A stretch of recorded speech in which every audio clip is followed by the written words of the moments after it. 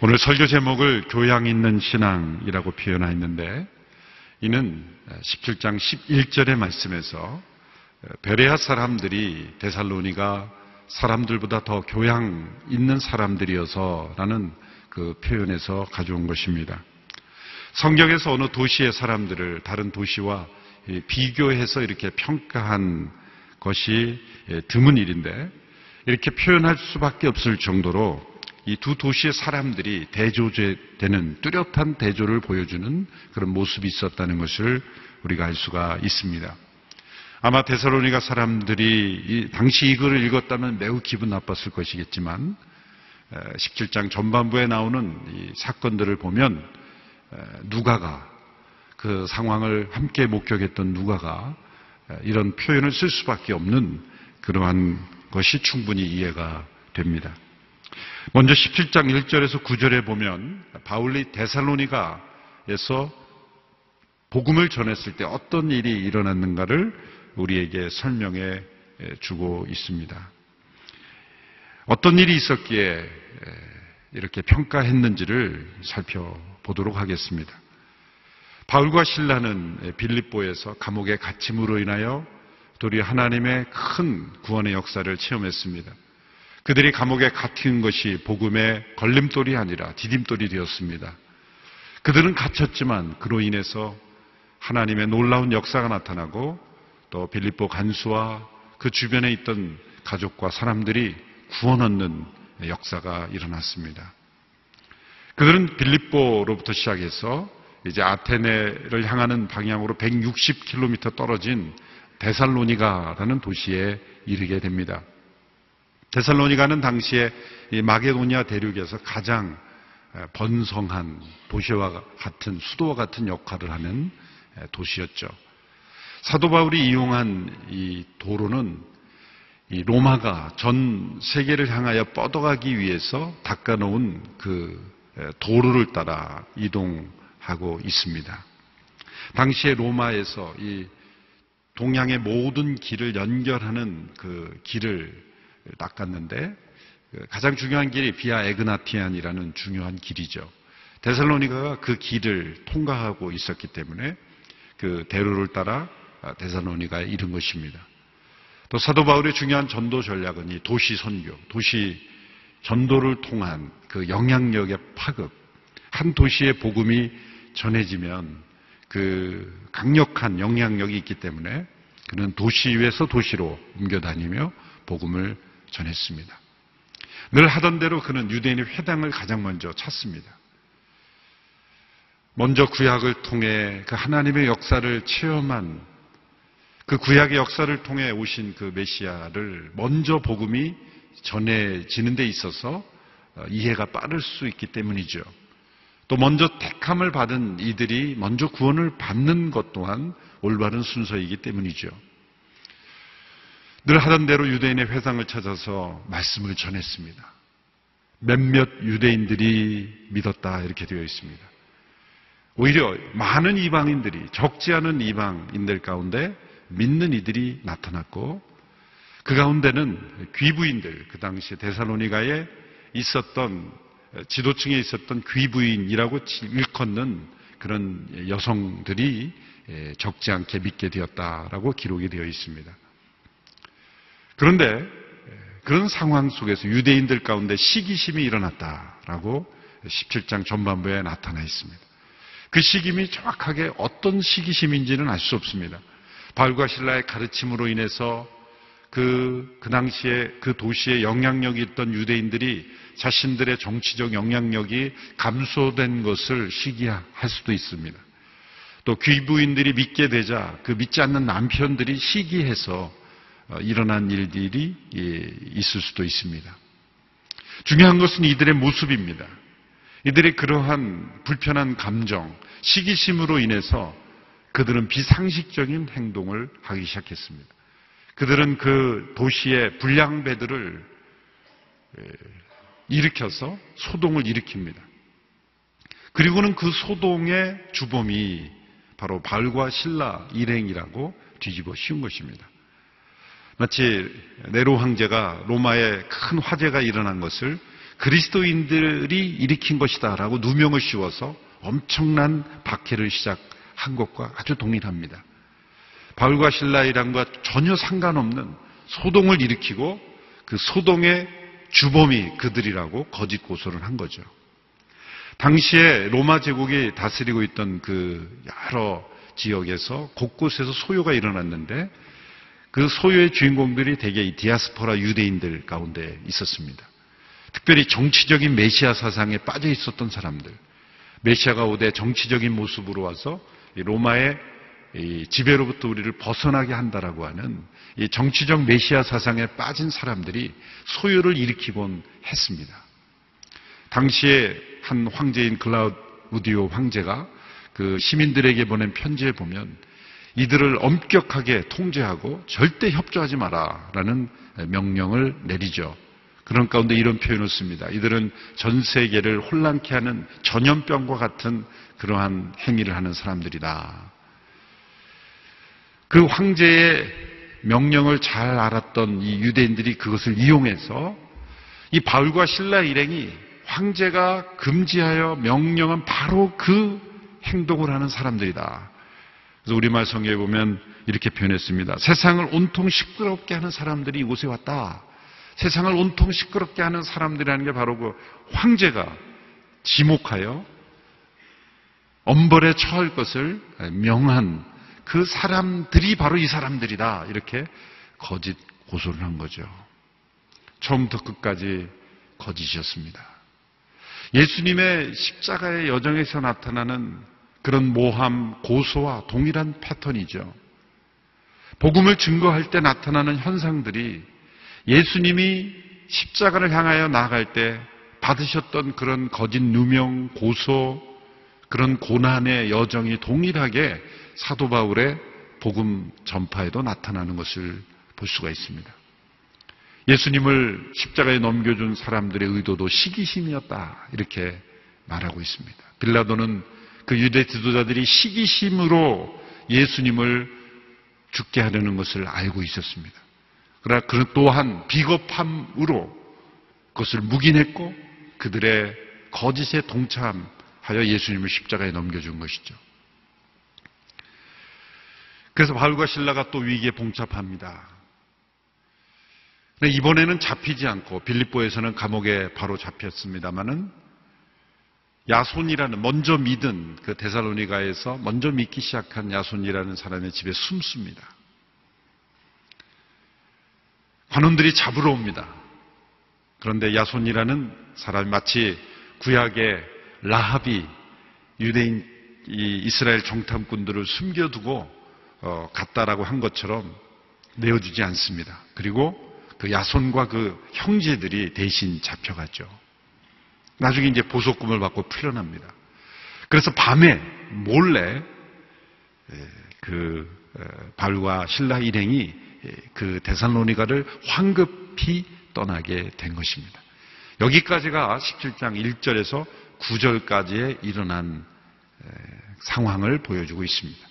그래서 10절에 보면 이렇게 돼 있죠. 밤에 그들이 데살로니가를 떠나 그 밤은 황급히 몰래 도망할 수밖에 없었던 그런 상황이죠.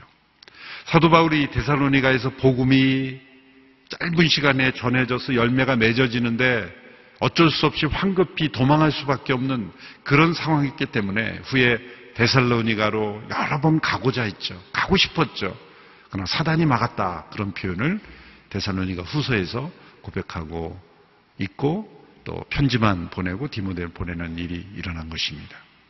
자, 이제 데살로니가를 떠나서 계속 이 도로를 따라서 비아 에그나티안 도로를 따라서 마지막으로 그 도로의 끝나는 지점에 있던 도시가 베레아라는 도시입니다. 올림푸스 산맥 중간에 있는 도시, 작은 도시입니다. 그 베레아라고 하는 이 도시에 도착했을 때 역시 유대인의 회당을 찾아서 사도 바울이 복음을 전했습니다.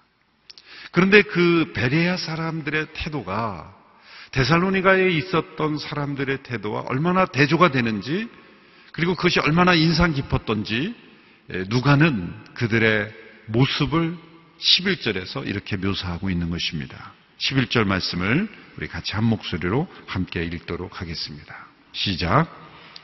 베레아 사람들은 데살로니가 사람들보다 교양 있는 사람들이어서 말씀을 간절한 마음으로 받아들이고 바울이 말한 것이 사실인지 알아보려고 날마다 성경을 찾아보았습니다. 베레아 사람들은 데살로니가 사람들보다 교양 있는 사람들이었다. 교양 있는 이란 단어로 표현한 단어는 가장 많은 영어 번역본에서 noble이라는 단어로 번역하죠. 우리말로는 고상한, 신사적인, 또 개역 개정에서는 너그러운 그렇게 번역을 했고 개역 번역에서는 신사적이어서 이렇게 번역을 했죠. 또 다른 영어 번역본을 번역하면 편견으로부터 자유로운 그렇게도 번역될 수 있습니다. 우리말에서는 교양 있는 이렇게 번역을 했습니다. 도대체 어떤 모습이었길래 이들의 모습을 교양이 있는 사람들이다 이렇게 표현할 수가 있었을까요? 우리가 이 베레아 사람들의 모습을 통해 배워야 할 교양 있는 신앙의 모습은 어떤 것일까? 첫째로 이들의 모습을 보면 그들은 열린 마음으로 편견 없이 그들에게 들려오는 그 말씀에 귀를 기울였다는 거죠. 쉬운 것이 아닙니다. 여기에 보면 간절한 마음으로 말씀을 받아들였다고 하는데 이것은 이미 예수님을 믿는 사람들이 더 큰 은혜와 깨달음을 얻기 위해 간절하게 말씀을 받아들이는 것과는 좀 차이가 있는 것입니다. 이들은 지금 복음을 처음 듣는 사람들이죠. 이들이 듣는 복음은 생전에 한 번도 들어보지 못한 소식입니다. 그러므로 이미 말씀을 잘 아는 사람들이 더 간절하게 사모하는 그런 간절함이 아니라 직역을 하면 자발적으로 마음을 열었다. 자발적으로 마음을 열고 귀를 기울이는 자세. 많은 사람들은 자기가 알고 있는 것이 전부라고 생각하고 자기가 들어보지 못한 어떤 사실을 듣게 되면 마음을 닫습니다. 생각의 빗장을 풀어서 그것이 어떤 사실인지 어떤 주장인지를 들어보려고 하지 않습니다. 그만큼 편견과 자기 아집과 자기 생각에 갇혀 있는 것이 우리들의 모습이죠. 교양 있다라고 표현한다는 이 헬라어의 표현은 뭐냐면 자신의 편견을 내려놓고 스스로 생각의 문을 열어서 귀를 기울일 줄 아는 자세. 이것이 교양 있는 모습이다라고 말할 수가 있다는 것이죠. 사람의 품격은 바로 여기서 나타납니다. 자기가 생각하지 못했던 어떤 주장이 들려올 때 그것을 편견 없이 열린 마음으로 귀를 기울일 줄 아는 것. 무슨 말이든지 이끌려가는 것은 귀가 열다 그렇게 표현을 하죠. 무슨 주장이든지 자기 생각 없이 이끌려가고 휩쓸려 다니는 그런 차원이 아니라 저게 어떤 주장인지에 대하여 어떤 메시지인가, 어떤 말씀인가에 대해서 생각을 열고 들어볼 줄 아는 자세. 들어볼 줄 아는 자세. 무슨 말을 하나 들어보자라는 그런 열린 마음. 이것이 교양이라는 거죠. 믿지 않는 사람들, 다른 세계관 속에 있었던 사람들, 불신의 세계에 있었던 사람들이 이런 열린 마음을 갖는다는 것이 참 놀랍다는 거죠. 그래서 누가가 놀란 거예요. 어떻게 보면 이 데살로니가 사람들과 얼마나 이렇게 대조가 되는가. 데살로니가 사람들은 시기심으로 바울과 실라가 전하는 말씀이 어떤 말씀인지 들어보지도 않고 자신들이 기분 나쁘고 자신들의 그 왜곡된 감정을 따라서 행동하는 거예요. 소동을 일으키고. 보면 오늘 본문 13절 말씀에 보면 베레아까지 따라와서 소동을 일으켰다 그러잖아요. 얼마나 교양 없는 사람들입니까? 들어볼 줄 모르는 사람들. 다른 사람의 생각을 들어볼 줄 모르는 사람들. 자기 생각에 갇혀 있는 사람들. 편견에 사로잡힌 사람들이 바로 데살로니가 사람들이었다. 물론 그 가운데도 일부 믿는 사람들이 있었던 것은 분명합니다. 그러나 그 밖의 사람들이 그랬다는 거예요. 그런데 베레아 사람들은 신사적이어서 간절한 마음으로 말씀을 받고, 그 간절함이라는 게 뭡니까? 열린 마음, 자발적으로 생각을 열어줄 줄 아는 그런 사람들이었다는 것을 우리에게 알려주고 있는 것입니다. 여러분, 말씀을 받아들인다는 것은 어떤 의미입니까? 이것은 우리가 살아가고 있는 역사 밖으로부터 우리에게 주어지는 하나님의 계시를 받아들이는 거예요. 이 어려운 말 같지만 생각해 보십시오. 우리가 인간이 무엇인가, 인간이 누구인가를 알려고 철학자들이 많이 노력을 합니다만, 인간 스스로 인간을 알 수 있는가? 없습니다. 여러분, 물고기가 물속에 살죠. 그런데 물고기가 가장 모르는 것이 물입니다. 그런 말이 있죠. 물고기는 오직 물만 알기 때문에 물이 무엇인지 질문을 던지는 마지막 존재다. 물속에 사는 물고기가 제일 알지 못하는 것이 물이듯이, 이 역사 속에 살아가는 인간이 역사가 무엇인지 알 수 있는가? 없어요. 인간이 스스로 인간이 어떤 존재인지 알 수 있는 건 없습니다. 인간을 창조하신, 인간 밖에, 역사 밖에 계신 분이 우리에 대하여 말씀해 주시고 진실을 알려줄 때만 우리는 우리가 누구인지를 알 수 있는 거예요.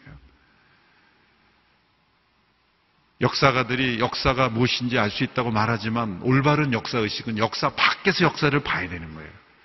여러분, 성경은 역사 속에서 사람들에 의해서 만들어진 역사가 아니라 이 인간과 역사 밖에 계신, 초월에 계신 하나님께서 역사 속에 일하신 것이 바로 성경의 역사예요. 그래서 역사를 통해 우리는 일반 역사가 아니라 이 세상에 갇힌 사람들의 역사를 배우는 것이 아니라 역사 너머에서, 역사 밖에서 역사를 볼 수가 있는 거예요. 그래서 제대로 된 역사의식을 깨달을 수가 있는 거예요. 이 세상의 역사를 아무리 탐독해도요, 역사 속에 갇혀버립니다. 유명한 그 토인비, 아놀드 토인비라는 역사가 그런 말을 했죠. 현재를 알려고 하는 사람은 마치 거울에 코를 바짝 갖다 대고 자기의 전체 모습을 보려고 하는 것과 같다. 코가 거울에 바짝 이렇게 붙어 있는 자기의 모습을 어떻게 봅니까? 우리가 현재 역사를 보는 눈은 그거밖에 안 된다는 거예요. 진짜 우리가 역사의 의미를 알고 역사의식을 가지려면 역사 밖에서 역사를 봐야 돼요. 근데 우리 힘으로 어떻게 그걸 할 수가 있어요? 시간 속에 갇혀 있는 사람들이 어떻게 시간의 의미를 알겠어요? 영원한 신분으로부터 우리의 인생을 보고, 역사를 보고, 우리 인생을 봐야 의미를 깨닫는 거예요. 인간 밖에서 인간을 봐야 인간이 보이는 거예요. 역사 밖에서 역사를 봐야 역사가 보이는 겁니다. 성경의 신비는 바로 거기에 있습니다.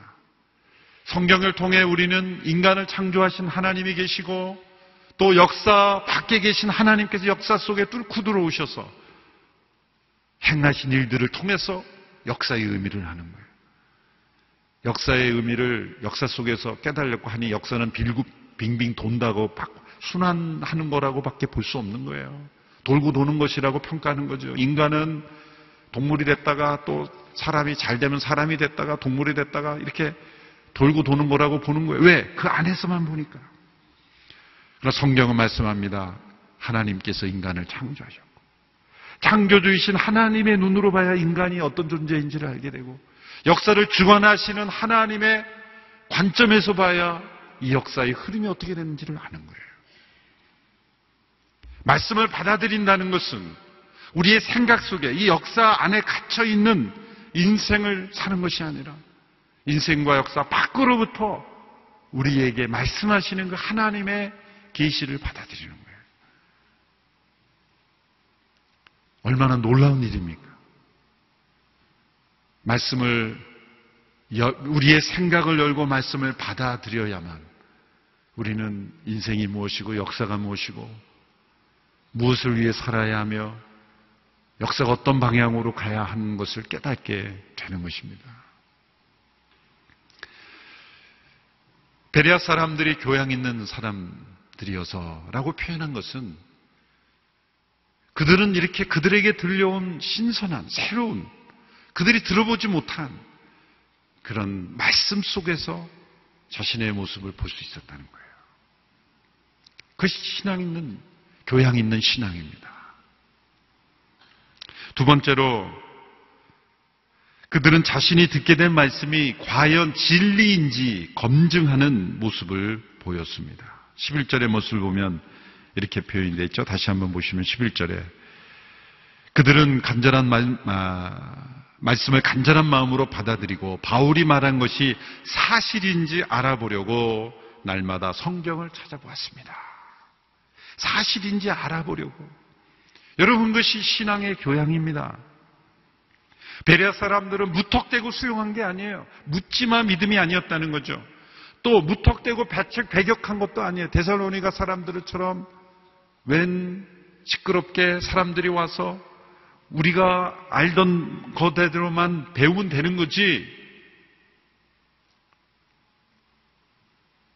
이상한 사상을 전파한다고 배격한 것이죠. 그러나 베레아 사람들은 말씀이 과연, 이 바울 일행이 전한 말씀이 과연 진리의 말씀인지 스스로 살펴보며 검증했다는 거예요. 이 교양 있는 사람들입니다. 하나님의 말씀은 세밀한 검증을 절대 막지 않습니다. 성경의 진리는 지난 수없는 시간 동안에 세밀한 검증대 위에 섰습니다. 성경이 믿을 수 없는 인간이 만든 책이라고 주장했던 수많은 사람들도 있었어요. 볼테르라고 하는 사람은 자기가 사는 그 시대, 이 시대가 끝나기 전에, 이 세기가 지나가기 전에 성경은 지구상에서 사라질 것이라 그랬어요. 엄청난 말을 한 거죠. 근데 역사를 되돌아볼 때 어떻게 되는지 아십니까? 놀라운 일은 그가 살던 집이 성경을 인쇄하는 인쇄소가 됐다는 거예요. 하나님의 놀라운 드라마예요. 그가 살던 집이 성경을 찍어내는 인쇄소가 돼버렸다는 거예요. 얼마나 놀라운 책입니까? 성경의 권위를 무너뜨리고 성경이 진리가 아니라고 주장했던 수많은 사람들, 지금도 신학이라는 이름으로 성경을 다 찢어버리려고 하는 수많은 사람들이 있지만 성경의 진리성은 견고하게 살아있습니다. 하나님께서는 이사야 선지자를 통해 말씀하셨죠. 오라 우리가 서로 변론하자. 하나님께서는 말씀에 대해 질문하는 것을 차단하시는 분이 아니에요. 우리의 생각을 통해 과연 사실인가 믿으려고 하는, 또 믿어지지 않아서 던지는 질문은 하나님께서 다 받아주십니다. 무턱대고 믿는 믿음이 아닙니다. 교양 있는 신앙은 생각하는 믿음이에요. 과연 사실인가? 그런 질문을 던질 줄 알았다는 거예요.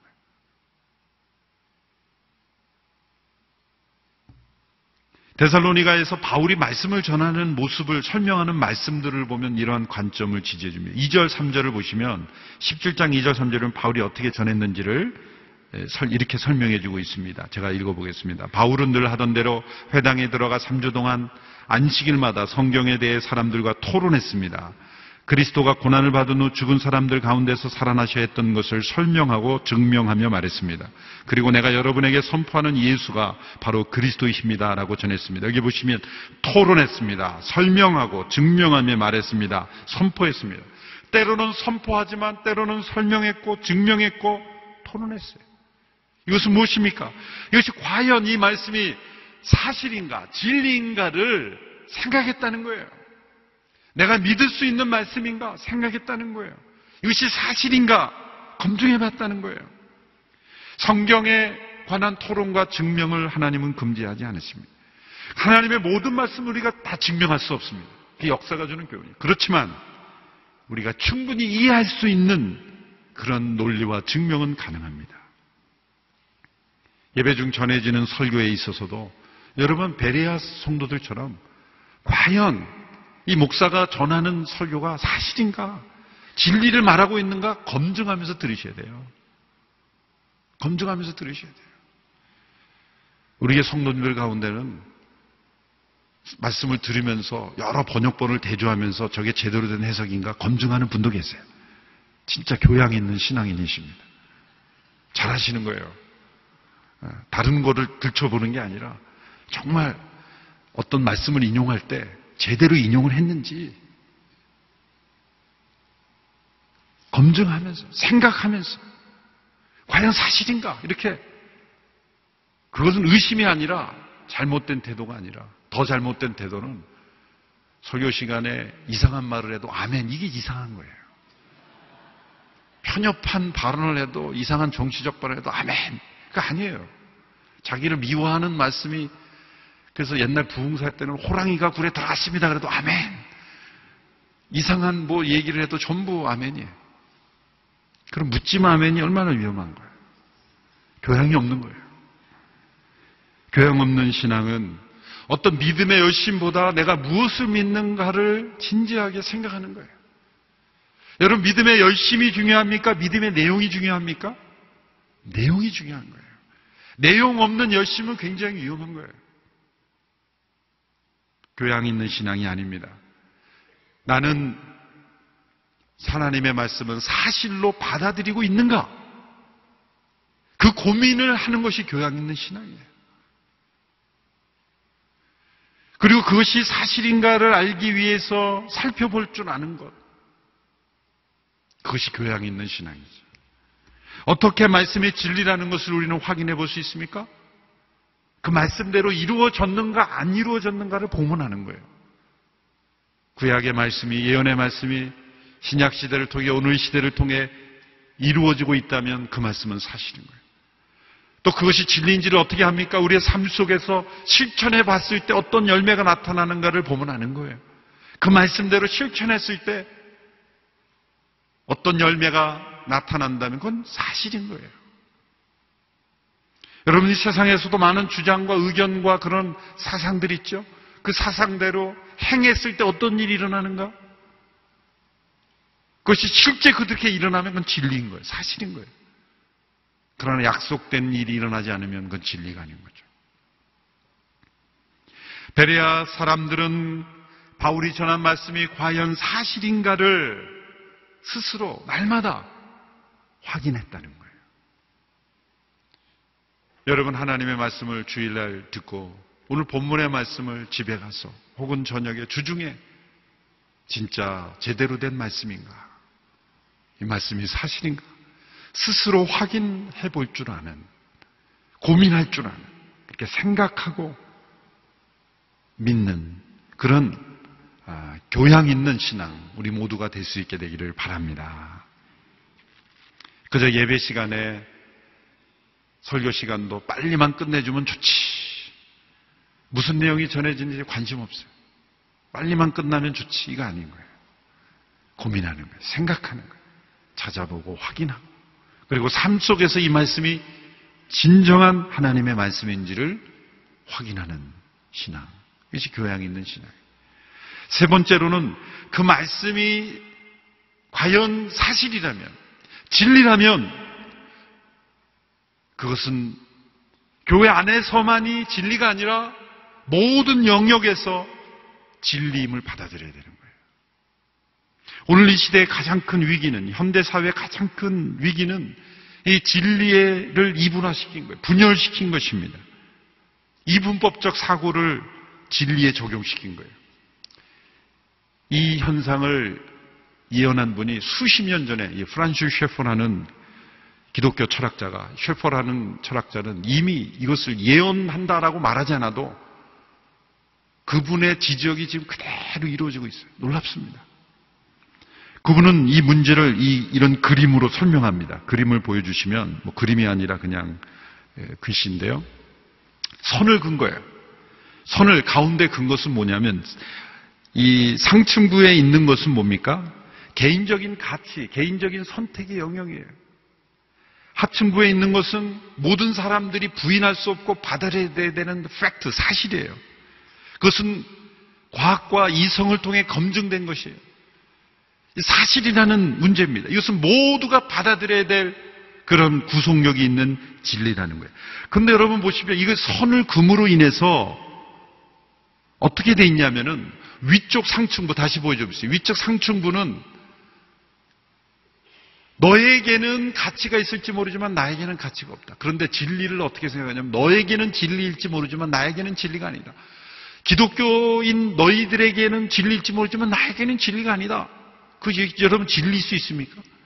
그것이 진리라면 모든 사람들에게 적용된 진리인데 진리 이렇게 두 부분으로 나눈 거예요. 팩트와 사실. 그런데 문제는 성경과 기독교를 어디다 갖다 놨냐면 아래가 아니라 위에다 올려놓은 거예요. 다시 그림을 보여주세요. 두 번째 그림을 보시면 위에다 올려놓은 거예요. 여러분 예전에는 이것이 아래에 있었어요. 성경은 모든 사람들이 받아야 될 진리로 받아들였던 시대였어요. 그런데 이것을 개인의 가치 문제, 예를 들어서 창조는 사실이냐 아니냐가 중요한 게 아니라 기독교인들이 자신이 창조됐다라고 그냥 가치로 받아들인다고 생각하려는 거예요. 예수님의 부활, 그것이 사실이냐 아니냐 관심이 없다. 당신들이 부활을 하나의 가치로 의미로 받아들인다면 그렇게 믿어라. 그럼 모든 사람들에게 예수님이 부활했다라고 전하진 말아라. 이거죠. 이런 논리인 겁니다. 굉장히 존중하는 것 같지만 무시해버리는 거예요. 이게 부활이 하나의 비유, 은유, 하나의 의미가 되는 거예요.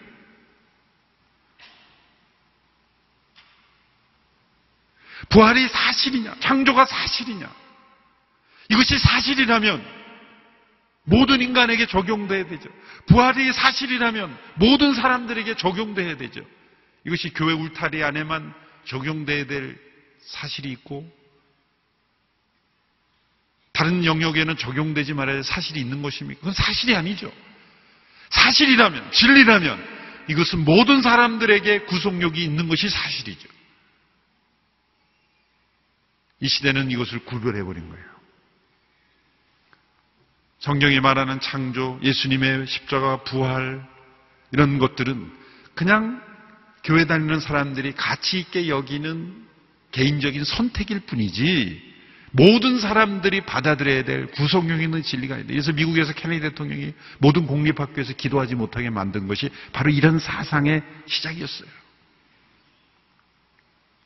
공적인 영역과 사적인 영역을 분리해버리는 거죠.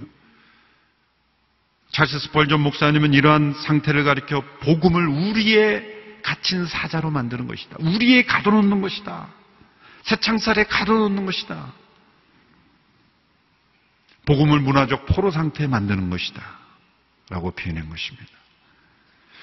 여러분, 과연 말씀이 사실이라면 그것은 교회 안에서만의 사실이 아니라 세상의 정치에서도 사실이고 경제에서도 사실이고 세상의 문화에서도 사실이고 모든 영역에서의 사실이 되어야 되는 거예요.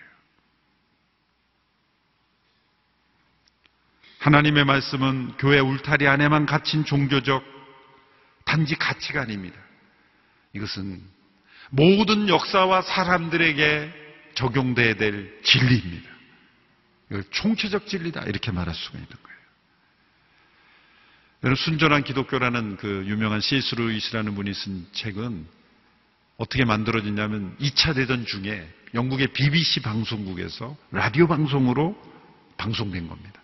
처음에 한 4번만 15분씩 하기로 했는데 워낙 사람들이 흡인력 있게 받아들이니까 계속 2차, 3차 강연을 늘려가면서 강연을 한 거예요.